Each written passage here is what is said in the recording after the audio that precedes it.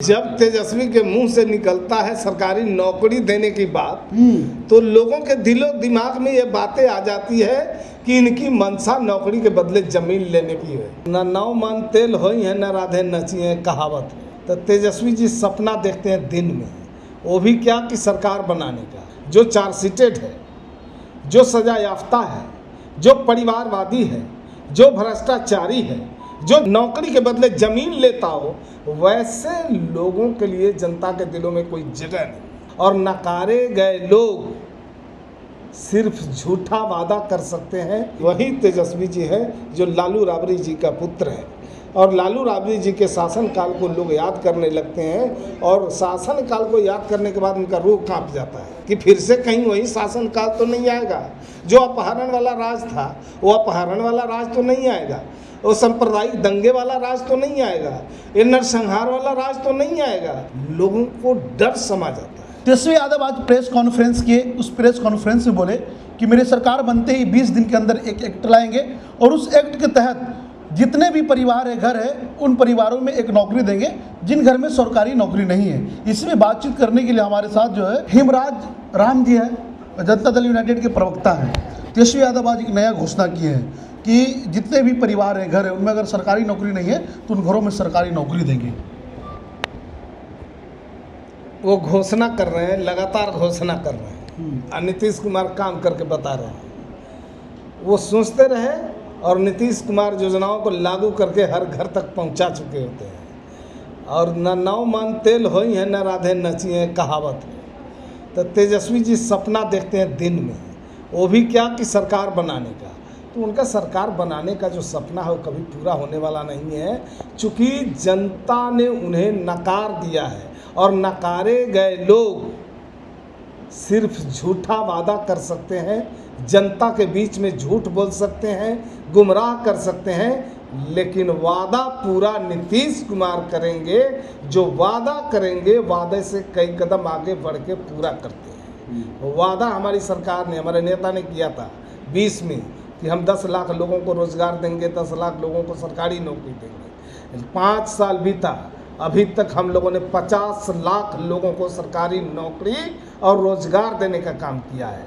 अभी हमारे नेता ने वादा किया कि 25 से 30 का जो मेरा कार्यकाल होगा, 1 करोड़ लोगों को सरकारी नौकरी और रोज़गार देने का काम करेंगे। लेकिन तेजस्वी यादव तो बोल रहे हैं कि सरकार बनते 20 दिन के अंदर हम कानून लेकर चलाएंगे। तो जब नीतीश कुमार रोजगार दे सकते हैं तो तेजस्वी यादव क्यों नहीं दे सकते हैं? दरअसल ये जो मैंने कहा कि न नौ मन तेल हुई है न राधे नाची है, दरअसल बिहार की जनता जो चार्जशीटेड है, जो सजा याफ्ता है, जो परिवारवादी है, जो भ्रष्टाचारी है, जो जमीन के बदले नौकरी के बदले जमीन लेता हो, वैसे लोगों के लिए जनता के दिलों में कोई जगह नहीं। और जनता ने उन्हें नकारा है, तब बेचैनी है। चुनाव से पहले इन लोगों ने अपनी हार कबूल कर ली है। यह एहसास हो चुका है कि हमारी जो कोशिश है, हमारा जो प्रयास है, टाइम फीस होने वाला है। बिहार में भी जो जाति आधारित गणना हुआ उसमें लगभग 2 करोड़ 97 लाख परिवार हैं। तो इतने परिवार को नौकरी मिलना, कैसे देखते हैं इसको? देखिए, नीतीश कुमार जी ने प्रयास करके जातीय गणना भी कराया, उसके आंकड़े भी प्रकाशित किए, और आंकड़े प्रकाशित करने के बाद जिस कदर जनसंख्या बढ़ी है, जिनकी जितनी आबादी रही है, आबादी के हिसाब से उनको हिस्सेदारी देने के लिए आरक्षण का दायरा भी बढ़ाने का काम किया, और उसी पर उन्होंने काम करना शुरू किया, जिसका नतीजा है कि 94 लाख परिवार को 2-2 लाख रुपया देने की जो योजना थी वो लागू हुआ और लोगों को मिलना शुरू हुआ। आज बेचैनी विपक्ष के लोगों में इसी बात की है कि नीतीश कुमार जी ने वादा किया तो बढ़ चढ़ करके काम किया, और ये जो वादा करते हैं कि हर घर में नौकरी देंगे, तो नीतीश कुमार जी तो हर घर में सरकार का पैसा भेज चुके हैं, वृद्धा पेंशन के रूप में, बच्चों के छात्रवृत्ति के रूप में, कहीं सेविका सहायता है उसके मानदेय के रूप में, किसी न किसी रूप में हर घर में। और जो नौकरी देने का काम किया, आज बिहार पूरे देश में नौकरी और रोजगार देने के मामले में नंबर 1 राज्य बन गया है। इतनी बड़ी तादाद में किसी राज्यों में सरकारी नौकरियां नहीं दी गई। तेजस्वी यादव बोले हैं कि जिस परिवार में, जिस घर में नौकरी नहीं है, उन घरों में हम नौकरी देंगे। तो उस हिसाब से जातीय जनगणना को ही तो 2,97,00,000 घर है, जिसमें मान के चलिए कि 20 लाख या 25-30 लाख नौकरी वाले हैं। कुछ लोग नौकरी नहीं करना चाहते हैं, तो 2,50,00,000 यानी 2.5 करोड़ लोगों को तेजस्वी यादव नौकरी कहाँ से देंगे? दरअसल ये सरकार में इनका आने का सपना न पूरा होगा, तो ये जानते भी हैं कि हम सरकार में वापस आने वाले नहीं हैं, इसलिए लगातार जनता के बीच में झूठ बोलने का काम कर रहे हैं। और नीतीश कुमार वो आज सपना दिखा रहे हैं लोगों को, और नीतीश कुमार सरकार की योजनाओं का लाभ हर घर में पहुंचा चुके हैं, हर व्यक्ति के पास पहुंचा चुके हैं। किसी न किसी रूप में सरकार का योजनाओं का पैसा हर व्यक्ति के पास पहुंच गया है। नहीं, तेजस्वी यादव अपने भाषण में कई बार बोले हैं कि जदयू की जो सरकार है, नीतीश कुमार की सरकार नक्सली सरकार है, हम जो बोलते हैं वो काम वो करते हैं। वो देखिए, जब आप तेजस्वी जी की बात करेंगे तो निश्चित रूप से जनता के दिलों में ये बात आ जाती है, उसके दिलो दिमाग पर ये बातें आ जाती है कि वही तेजस्वी जी हैं जो लालू राबड़ी जी का पुत्र है। और लालू राबड़ी जी के शासनकाल को लोग याद करने लगते हैं, और शासनकाल को याद करने के बाद उनका रूह कांप जाता है कि फिर से कहीं वही शासनकाल तो नहीं आएगा। जो अपहरण वाला राज था, वो अपहरण वाला राज तो नहीं आएगा, वो सांप्रदायिक दंगे वाला राज तो नहीं आएगा, ये नरसंहार वाला राज तो नहीं आएगा, ये सीएम हाउस में बैठ करके फिरौतियों, अपहरण के फिरौतियों का सौदा करने वाली सरकार तो नहीं आ जाएगी। लोगों को डर समा जाता है।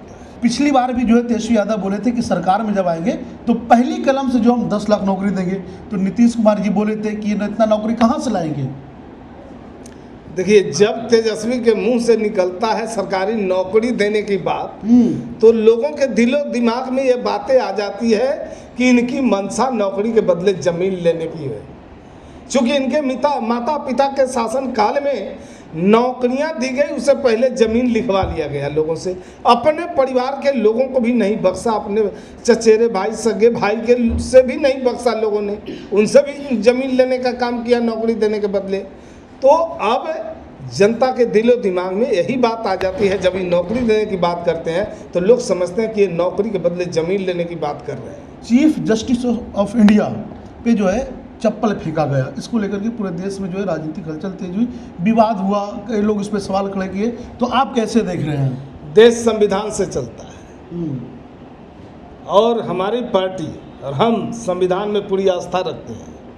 बाबा साहब डॉक्टर भीमराव अंबेडकर ने जिस मंशा से देश के संविधान की रचना की, हमारे नेता आदरणीय नेता नीतीश कुमार बाबा साहब के सोच पर आधारित, उनके विचारों पर आधारित, उनसे प्रभावित होकर के सरकारी योजना बना करके लोगों को लाभ देने का काम किया। सीजेआई में जूता फेंका गया, ये कैसे देख रहे हैं इस मामलों को? सीधी सी बात है कि ये ऐसे घटनाओं का हम घोर निंदा करते हैं। जितनी भी निंदा हो वो कम है। दरअसल ऐसे लोग संविधान विरोधी हैं, उनके ऊपर देशद्रोह का मुकदमा चलना चाहिए। लेकिन जो आपके नेता है नीतीश कुमार, एक ट्वीट तक तो नहीं किए इस मामले पे। देखिए, हमारे नेता की अगर बात करते हैं तो बाबा साहब डॉक्टर भीमराव अंबेडकर के द्वारा रचित संविधान, जिसमें पूरी आस्था रखते हैं और बाबा साहब के सोच पर आधारित योजना बना करके लोगों के घर तक पहुंचाने का भी काम किया है। नहीं तो ट्वीट क्यों नहीं किए नीतीश कुमार? जब उनके विचारधारा पे चलते, आपके पार्टी के नेता हैं अशोक चौधरी है, वो भी नहीं किए। जब संविधान से चलता, उनको मानते हैं, तो उनके लिए ट्वीट तक नहीं किया। देखिए, इसके लिए कानूनी प्रक्रिया है। कानूनी प्रक्रिया के तहत हमारा भी मानना है, हमारे नेता का भी मानना है, हमारे पार्टी का भी मानना है कि कानून के क्षेत्राधिकार में हम लोग कोई हस्तक्षेप नहीं करते हैं। कानून पूरी तरह स्वतंत्र होकर के अपना काम करते हैं। भले संविधान के साथ खिलवाड़ हो जाए, लेकिन उसके साथ हस्तक्षेप नहीं करेंगे आप। हम कभी भी जो संविधान विरोधी लोग हैं, जो कानून के विरोधी लोग हैं, जो कानून को तोड़ने वाले लोग हैं, वैसे लोगों के समर्थन में हम कभी खड़ा नहीं होते, वैसे लोगों पर कार्रवाई चाहते हैं। चलिए, बहुत लंबी बातचीत हुई इनसे। पूरी बातचीत पे आप क्या कुछ सोचते हैं, अपनी प्रतिक्रिया हमारे कमेंट बॉक्स में दें।